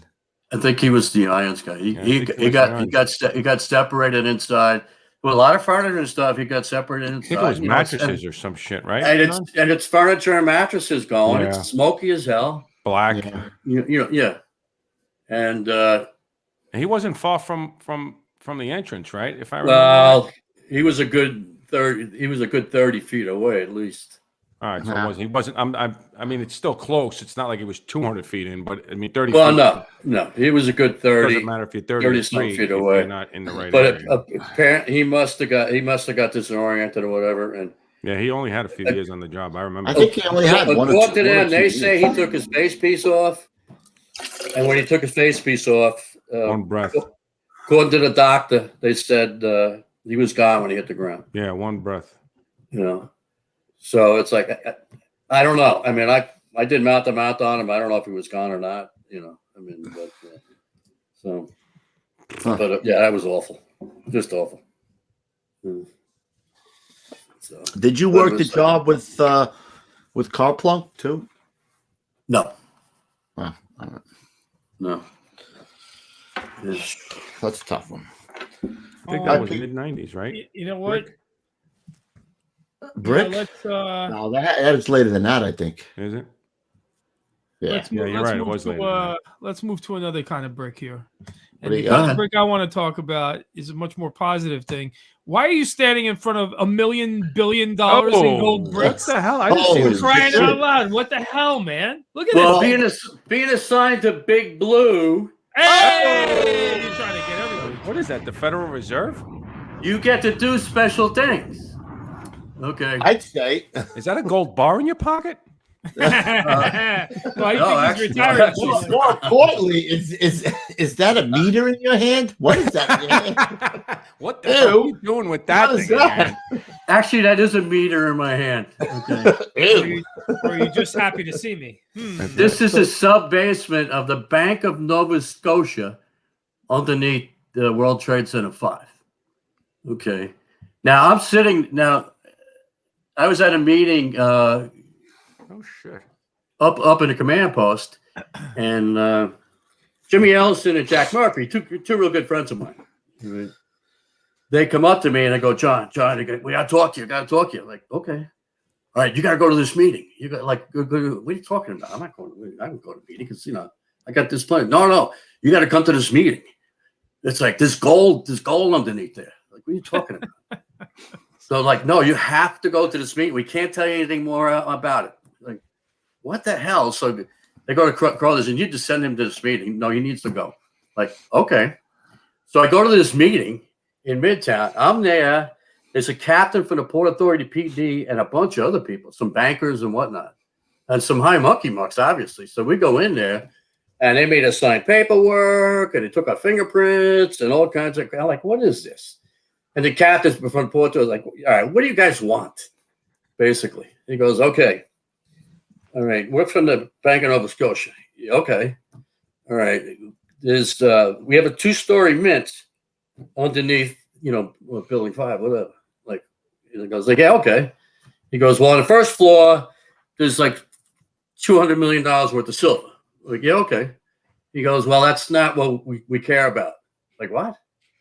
Okay. Yeah. On the lower level, all right, there's $500 billion worth of gold. Holy! We're like, what? The guy's eyes popped. The cat's eyes popped. What the fuck? Like, and I'm like, what? He goes like, no. He goes, yeah, that's what the? And he went nuts. He goes, you got to like, nobody knew about it. They never told anybody. Like, okay, so yeah, we need to, and it took. They literally had to hire trucks, like Wells Fargo's trucks, to take them out. And nobody would take the gold until they finally found somebody in the Brooklyn neighborhood that would take it. Because there was so much gold, like no one was going to insure all this stuff. Right. What do you do? So now I it took love how about a it's just week on to the get all the It's gold. like in the pallets, just it's Yeah. like cheesy, like stack. Oh, look, I'm 6 feet tall. I'm freaking pallets. Some of those pallets are 9 feet high. What was one of those bricks worth? Each brick had to be Oh, I don't know at the time, but It's gotta be- crazy. so we go down there. We Pounds each go down to where the vault is. It's nothing but a couple of red doors. One of the glass windows is busted, and the guy goes like, "Oh, I hope they didn't try to get in here." Like, what do you mean? He goes, "It was one of those vault doors where if you make the wrong break, the bolts seal, and you're never going to get this door open again." So anyway, so we go down there, and it's 2 stories and whatnot. So they were concerned about water damage, gas problems, and whatnot. So I was the first one down there with the meter to make sure it was okay for everybody to go down there. The Port Authority comes down with about 8 guys with machine guns, just in case. It's like, because I'm sitting there and I'm talking to the one guy. Hey, you remember that movie with Bruce Willis with the Federal Reserve Bank where they robbed the bank? Yeah. Like what? Like no. I mean, it looks kind of haphazard. Like if you took one and stuffed Well, down your drawers, like nobody would even know. No, you know what? Those things weigh a ton, man. Yeah, and also I was telling you, They're this all story every one before of the them's show. numb. We went so go down the stairs and we'll look and shine our flashlights and we're like, oh my god! In the back along the back wall, there was a bunch of cages. And it's like one of them said Kenya, the other one said Tanzania, and something, and a whole bunch of stacks of gold in each one of these cages. Those countries' gold deposits were in those cages. Holy crap! This was our stuff. This was our Federal Reserve stuff. I'm surprised And they it was like, oh my God. Take a Hey, picture Coobs, down there. I think that was the gold room in Rescue 3. You know what I mean? Yeah. Oh, gold rescue That's where all that we always The thought they gold had room, saw yeah. blades and shit down there. No. Where? Yeah, Yeah, it was like, the gold So room in what Big that Blue. Hey, No, Big Blue.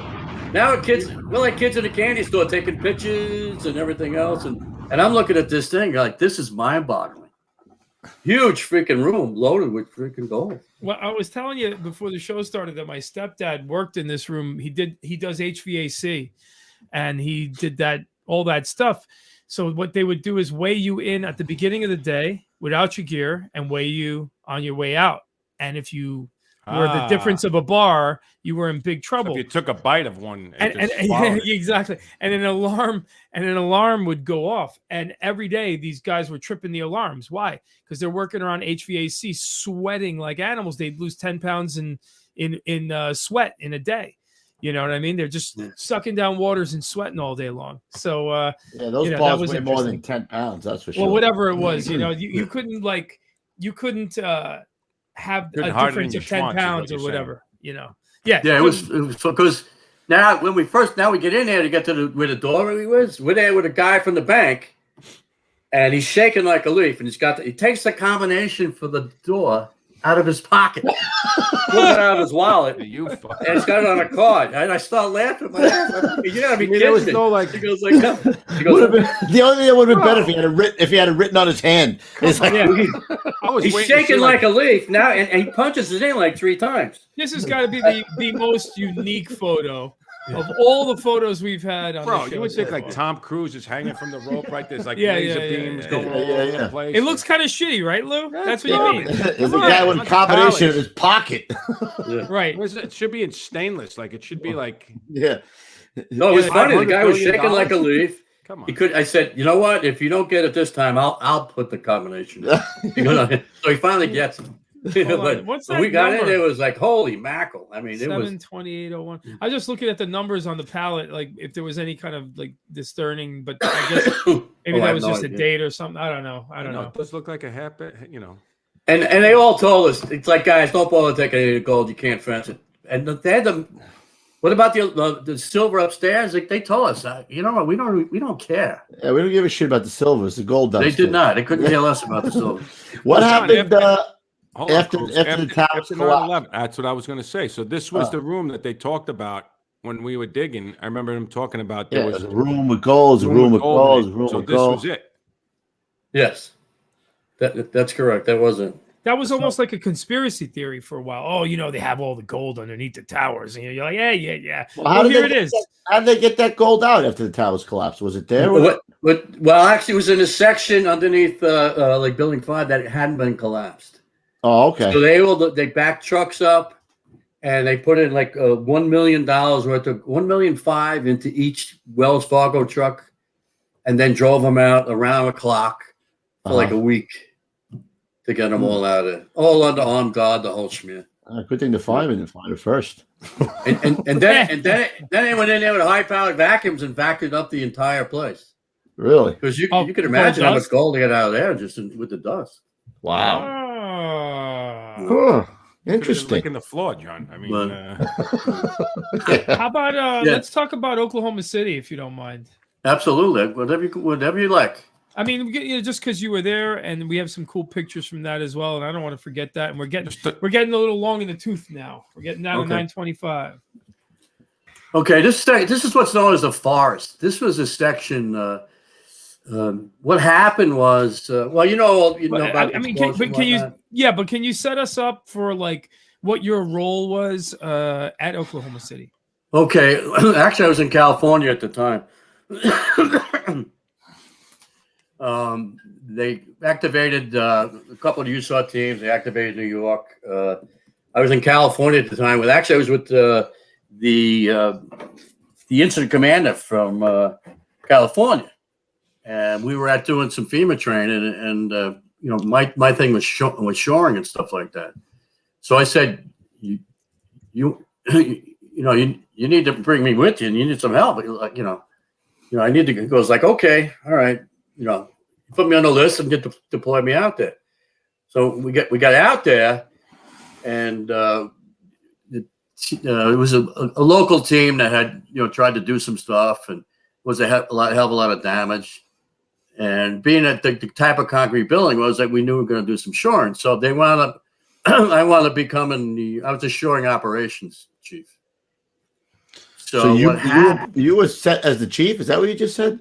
Yeah, I was operations. I was the shoring operations chief. Yeah.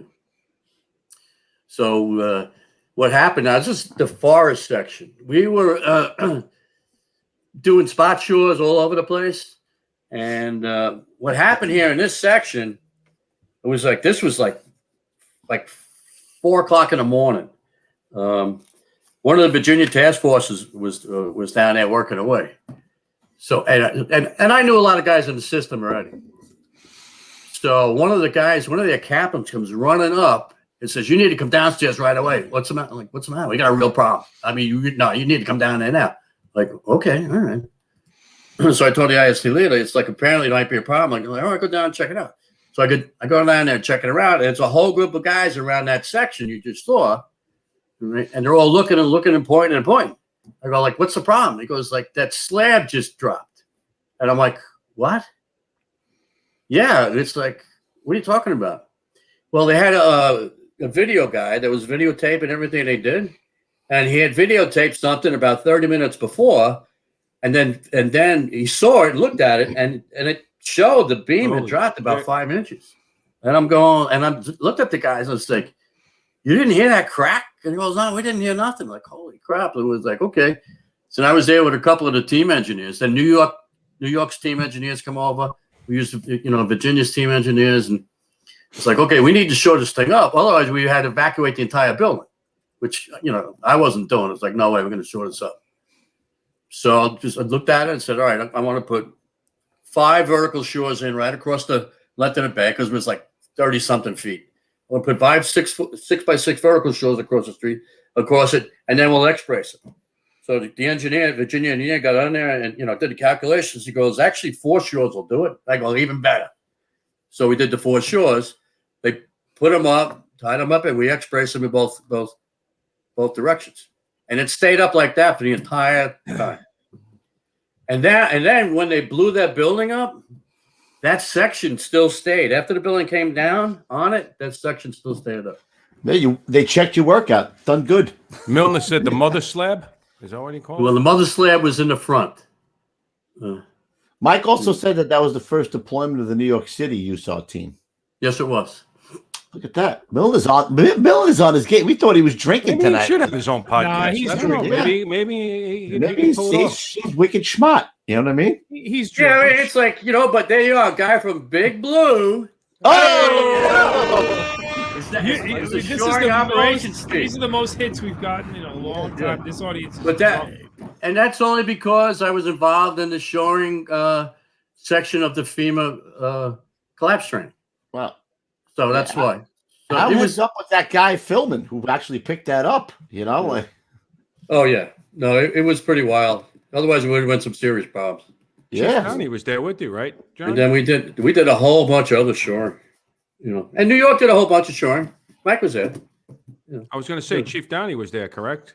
Yes, he was. Chief Downey was the day operations chief. What was it like working with him? Chief Downey was great. He was awesome. Chief Downey was an awesome guy. Working for him was very, very sharp, intelligent guy. Very level-headed, very easygoing.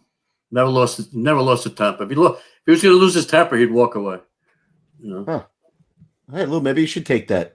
I think that's an old school tip of the day for Lou. Never liked you. You got to lose your temper, walk away. Yeah, well, I never learned that either myself. So.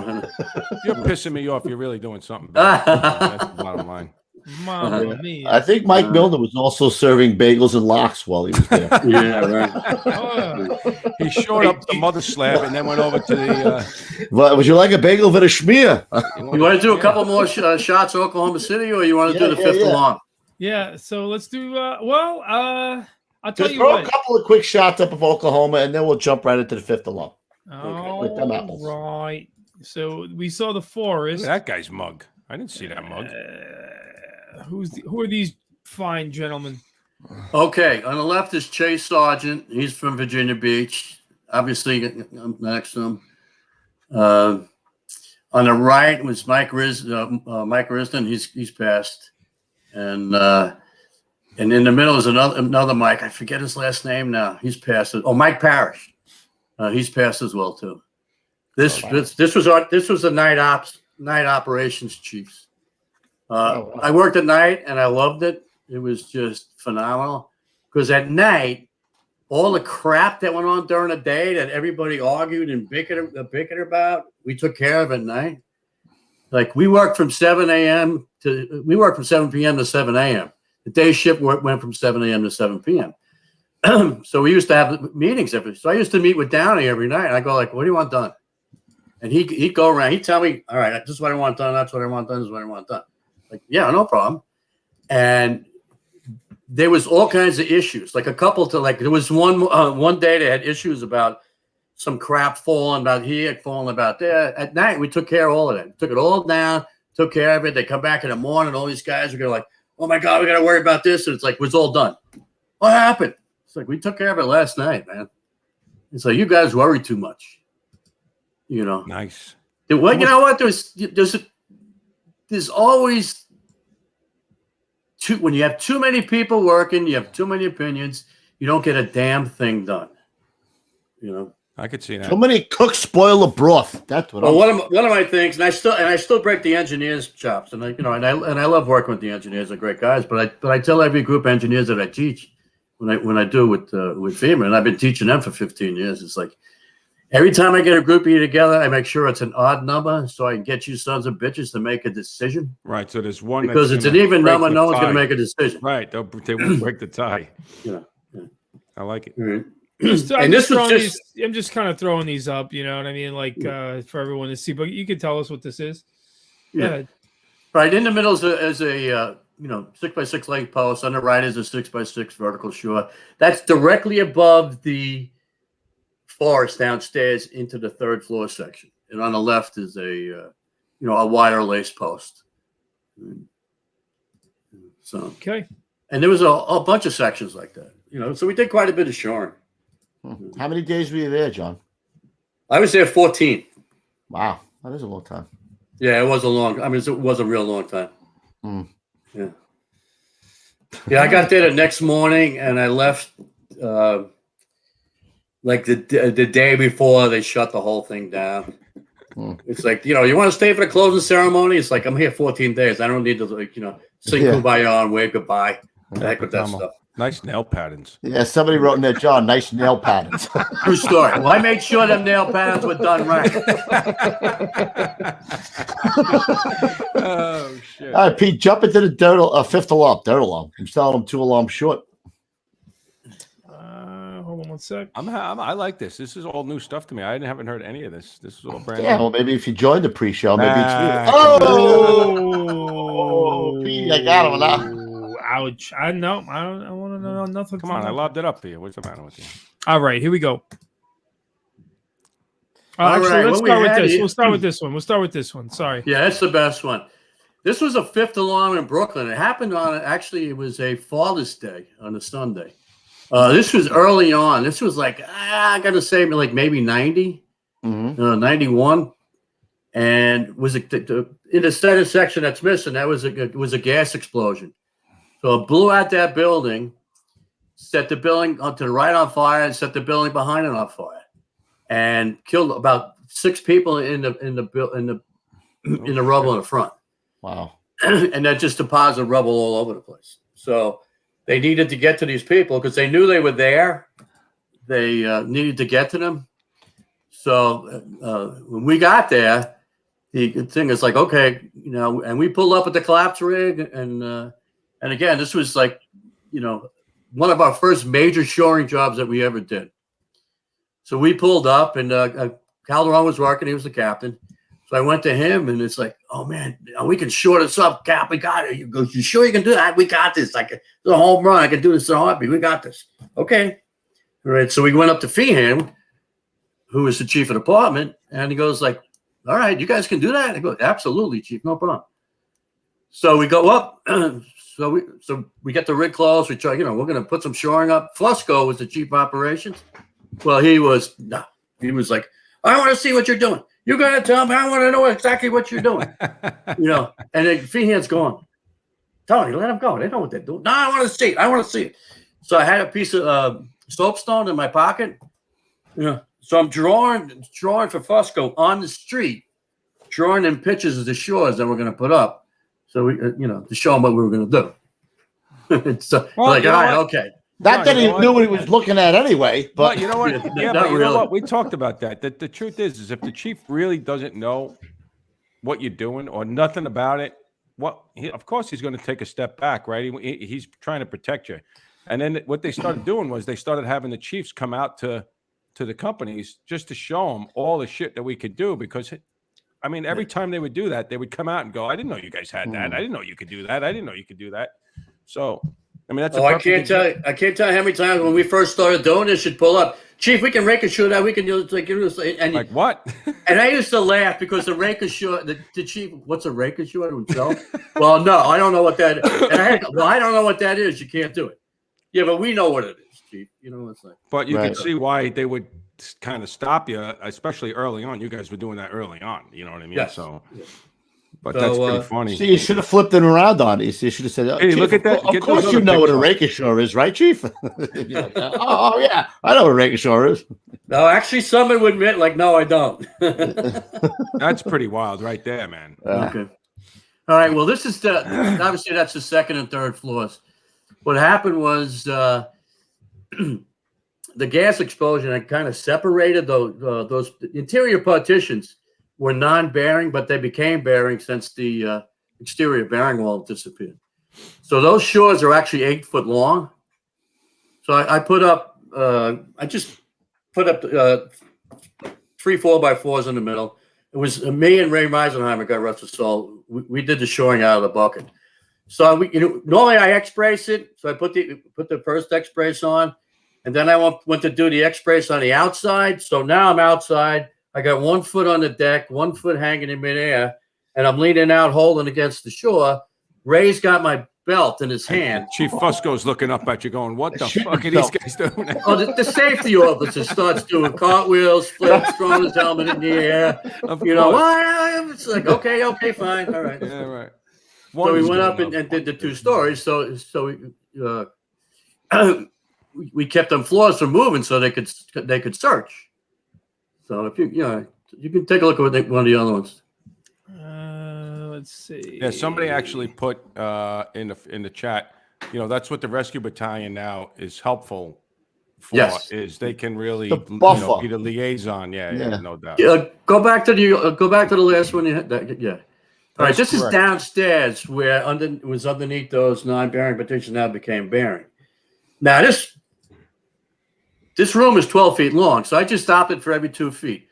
Like right now, knowing better, 4 shores would have been fine. But it's like, we didn't have a ladder, so I used my OSHA-proof chair to stand on and then nail all that stuff together. I see it in the corner there. Yeah. And then so we supported that whole thing, and now you can go to that last one. That's a good overall picture. This one here. Yeah. That's actually me and Ray on the top floor finishing up. We had to use the towel out of bucket to get the stuff up to where we were working. What did Fusco say after the operation? Did he? I didn't really talk to him. Calderon talked to him. I mean, Feehan come over, like shook our hands, great job and everything, and Fusco was Fusco, man. Yeah. So while you guys were doing this, were the companies like digging out? Like were they doing at the same time? Right. They were digging all the debris in the front. The debris in the front was almost a story and a half high. They were digging all out by hand and everything. They get then when we got out that all done, then they let them all go in there and then excavate it. So they finally got the people out. Did they get anybody out?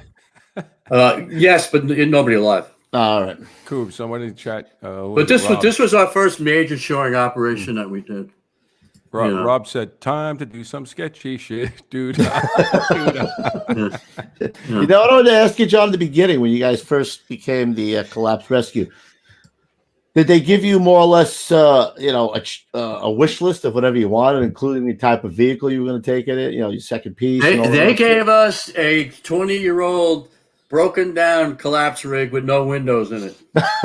No, only the best for you guys. And no power steering. Oh shit! And then they gave us, whatever spare crap they could give us, and then we gave them a wish list of lumber. Right. And we we had a big bar on steel for first couple of years, but after a point, it was after a time when especially when we got the funding for the collapse rigs. I mean, we just gave them a list of what we needed, what we wanted, and Woodwise just got it. They gave us pretty much everything we used. We did a lot of shoring. At one point, like before I left, we were doing a lot of shoring all over the place because now the chiefs knew about it. And some of the shoring we were doing was stupid.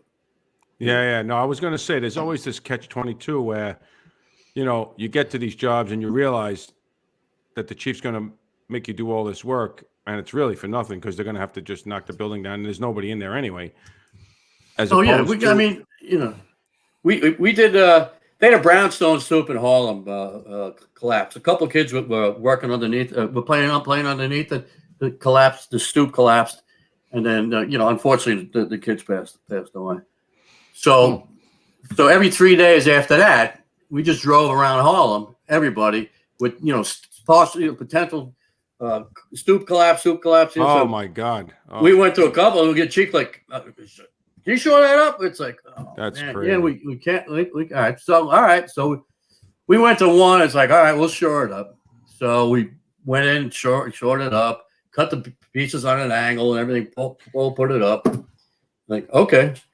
So now off we go. It was probably like a year later. We got to a job in a brownstone about 4 buildings down. Like, it's like, I'm not paying attention. So I'm coming out of the job, and one of the guys was, "Hey, John, you need to come down here and take a look at this." Like, yeah. Still there. Yeah. Well, not only was it still there, they had repainted the entire stoop, and they painted the shoring. Yeah, nice. And it was still there. Hey, John, Garrett wants to know, did you ever back the tractor trailer collapse rig into the firehouse on 176th Street? Nope. Yes. Not too often. There's an honest answer right there. I actually got it in once, a couple times. Shit, I just had a question. I don't know what the hell I was going to ask him. Yeah. Oh, I know what to ask you. So you were still there when they gave every rescue a collapse rig, right? No. Oh, you were gone by then? I just did that after I left. Oh, I was going to ask you what you thought about that, but well, I mean, they were talking about that. I mean, and I had that discussion with Cassano about that. I go like, it's like you can do that if you want, but you know what? Unless these guys are taking the extra training, it's not gonna help you. I mean, and one of the biggest problems they had was like 1 and 2. There was no place to put it, so they had trucks. They had trucks doing it, and the truck is supposed to take care of the collapse rig. Yeah, Rescue Even Force Rescue collapse Force, rigs too. now. Somebody else takes it. Yeah, and it was, which pissed those companies off big time, and they never had any intention of even opening the door and looking at it, and which they didn't. It's like, okay, but like now, and then they took 3 off of all those boxes. Like when I was there, we went to every collapse in the city. Right.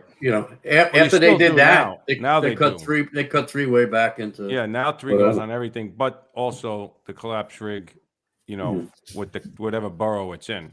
Yeah. Right? So the 3 goes on everything. Yeah. Does it? It does. Yeah. Yeah. Because there was a time that they stopped that. They were like, they weren't going on everything. I said, oh man. Okay. I got one more question on my list, John. What was your opinion when they were forming the squads? What did you think of that whole premise? I had no problem with them forming the squads. I really didn't. I did have them. I did have a problem manning them with probies. That was one of my problems. Was like and I got, doing the manpower squad, that type of thing. Did it cut into our work? Yes, it did. Mm-hmm. How many guys can you fit in a fire building? More. Well, and again, then it's like you got probies, and then they were like, well, we're going to send the squads to rescue school, and it was like, so you're going to send units with guys with 2-3 years in a job and probies to rescue school. Are you out of your mind? They did. Job didn't care. No, they did do that. It was about numbers. Yep.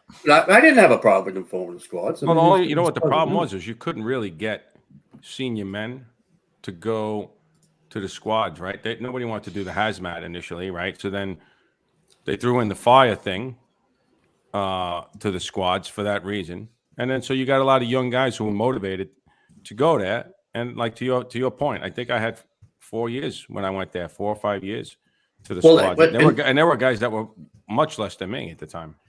And that was the problem in the beginning. It was like, all right, it's more for like a hazmat type thing. They still had BI.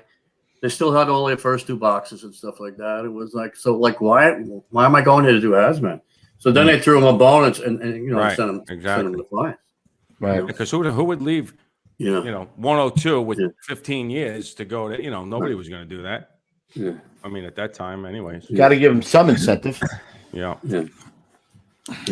Yeah, well, first they were calling them enhanced engines. So we used to call them enchanted engines. There you go. All right, Pete. Hold on. Who was your favorite guy that you liked to work with when you were in 3, if you remember thinking back? You know what? There was so many. I mean, really. I mean, I could name 20 guys at least. How about Bob's? What about Bob? Bob and Bob. Bobby Canarsie, Bobby Dennis, Bob and Bob. Oh, no, yeah, those guys. I thought they were great guys. I mean, Sean Nelson, I mean, I could name pretty much almost everybody there. You work with Johnny Hopkins? Oh, yes. No, he worked with me, actually. I was there way before he got there. I got to tell him that. I talked to him. I love Hoppy. My boy. Yeah, he was a great guy. Yeah. Yeah. All right, now it might be that time, Pete. Oh, I think it is that time, ladies and gentlemen. You know the deal. It's time for the old school tip of the day. Take it away, Mr. O'Connell. All righty. All right. This is from Big Blue. Yo. Okay. All right. Guys, all I can tell you is that you need to, especially when you get on the job, you need to step up. Right? You need to pay attention. Right? The proverbial pay attention to what you're doing, pay attention to what you're told, keep your mouth shut. Don't be complaining about everything. Be the first one up from the kitchen table to go do committee work. Be the first one up to go do checking the tools on the rig. Right? Be the first one upstairs to make the beds, whatever you got to do. Right? Step up. Be the first one in the kitchen to help out. Be the first one to do the dishes. Right? Do the right thing. Right? Then the job will come to you.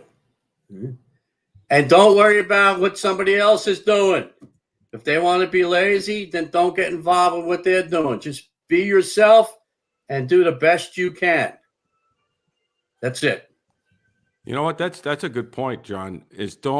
Guys get caught up worrying about what other people are doing, right? I mean, that really is the truth. If a guy who's, you get to a place, you got 2 years, and there's a guy with 8 years, and he's not doing something, then you kind of feel, you could fall into that trap. That's the truth. That is absolutely the truth.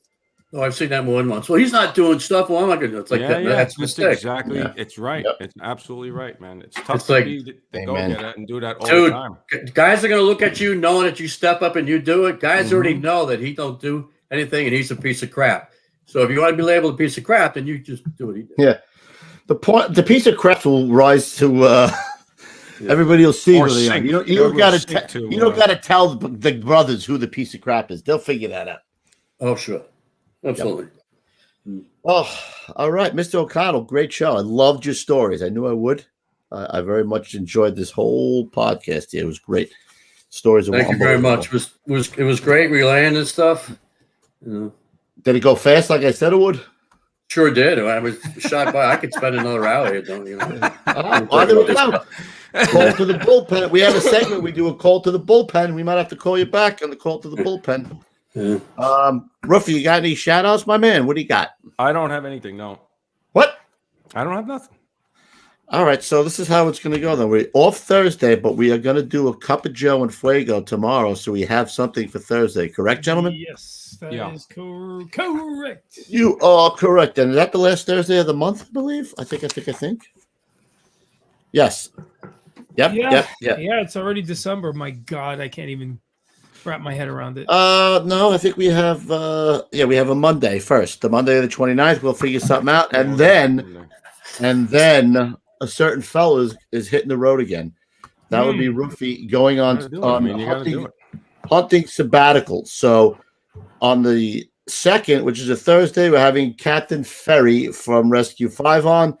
We will have somebody sitting in Lou's seat for that interview. And then Lou is off the 6th. So I'm going to propose this for the 6th. I don't know what the show is yet, but I want you guys to send something to koopspodcast@gmail.com. And I want it to say, I should sit in Ruffy's seat because and the best guy and the best one that I get will in fact be a co-host on the 6th. So send them to me at Coop's Podcast. I'm gonna watch that one. And I want it to be why I should sit in Ruffy's seat on Monday, December 6th. Big shoes to fill. They're big shoes. They're very big. Big shoes. Big shoes, big socks. Then we come back on the 9th. We have TK. He got on a 1968 down a 5 engine and then 112 truck. That'll be a great show. I'm working on a few guys. I'm working on a couple of guys. We got a lot of guys coming up. Yep. You got a lot of guys So, coming up. I want you guys to have a great Thanksgiving. We will see you on the 29th of November. Ruffy will be there. That'll be his bon voyage before he goes play Elmer Fudd. And we'll have a good show. And that's all I got. Petey, what do you got, kid?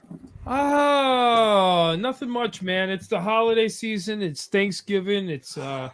It's good times, man. So just go be thankful, man. Be thankful for your families and be thankful we have this community. Still just telling everybody, like, I'll go through my spiel now, but head on over to the fans page on Facebook. That's the Gettin Salty fans page. It's a great community of people. If you haven't been a part of it, a lot of great salty guys on there, funny dudes, throwing up memes, throwing up funny stuff. And you know what, guys? Look, sometimes the holiday season gets a little rough for some people, and who better to understand and know you than the fans and the fellow firefighters and people in our community, right? So head on over to that Facebook Salty Fans page, of course. Guys, you can find us on iTunes podcasts and Spotify, wherever fine audio podcasts are found. Subscribe there. It is free. Subscribe here on youtube.com/Gettin Salty Experience. It is free. Firemen love free. Firemen love free. So go ahead and subscribe. Also, guys, if you're on Instagram, so are we. At Salty Dog Inc. Mr. Rofano is going to put up the best hunting photos. No, not hunting photos. Fire photos. And they're awesome. And he still manages to do that despite the Elmer Fudd act. He's going to Idaho. He's going to crush it. Guys, GettinSaltyApparel.com. It's almost Christmas. If you need anything engraved, get it done now today. Because this guy right here, up in the upper right hand quadrant there, that guy, he ain't engraving shit if he comes 2 days before Christmas. The guy who spent 13 hours yesterday at the engraving table because I got to show you the new. This is the new shirt coming. Oh, it's nice. Yeah. This could be the night. Yep. Nice. It's awesome. Nice. Yeah, man. So we got stuff coming. So, always check us out at GettinSaltyApparel.com, guys. That's how we support ourselves on this show. Guys, the super chat, thank you. Thank you to everyone, man. You guys have been super generous. I mean, you are our syndicators. You guys are our sponsors. So we really appreciate that coming from you. Again, guys, like, subscribe, share. That's the cheap stuff. That's free. You could do that. It gets us out there further and further and further. We got big things going on, big plans. Last but not least, questions for the show, gettingsaltyexperience@gmail.com. And anything for Cup of Joe and Fuego goes to coobspodcast@gmail.com. And that including why I shouldn't I'll post it up tomorrow on the Instagram. Cool. Right. Yeah, why I should sit and lose seat for a night. Love it. All right. Do me a favor, guys. Well, You dick.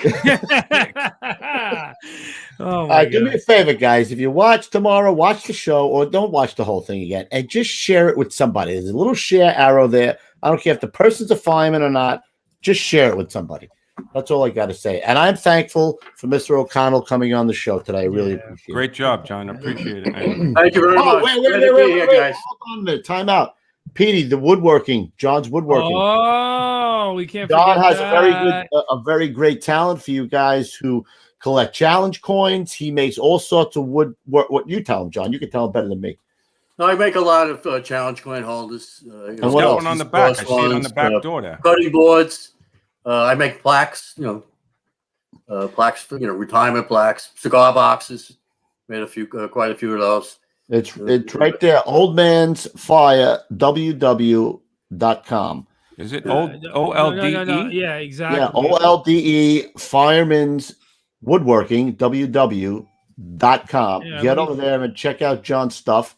And nice. And then there's just wax, cutting boards. John, I need a cutting board. My wife was just asking me, so I'm going to call you. Okay, not a problem. the man's Beautiful. good. I can see it. The work is quality. And what's the Facebook page, Pete? Isn't there a Facebook page too? Yeah, it's Old Fireman's Woodworking on Facebook, right? Yes. Yeah, there you go. Check it out. Christmas is coming. Handmade stuff. Beautiful wood. I wish I could work with wood other than my own wood. I would like to work with. Filthy bastard. Get over to Old Fireman's www.com and buy something for a friend. Support a brother. Support a brother. Get over there. Show them the power of the Leatherhead Nation. Get over there. Nice. There we go. Hook this All right, guy guys. up, man. Listen, happy Thanksgiving. Love you guys. John, don't hang up. Stay on. Yeah, We'll John, see stay you in the on. back. Okay. Don't eat too much turkey. You know, the tryptophan make you fall asleep. Oh, I'm eating all the turkey. I don't care. That's Yeah. it. All right. I want to fall asleep. All right, guys. So I'm going to leave you with one thing. Instead of stay low and go tonight, I'm going to do this. How's that? Okay. We'll see you at the big one, everybody. All right. Stay low and go. You got me off guard. Oh my God. I'll leave you with that. Hey, happy Thanksgiving.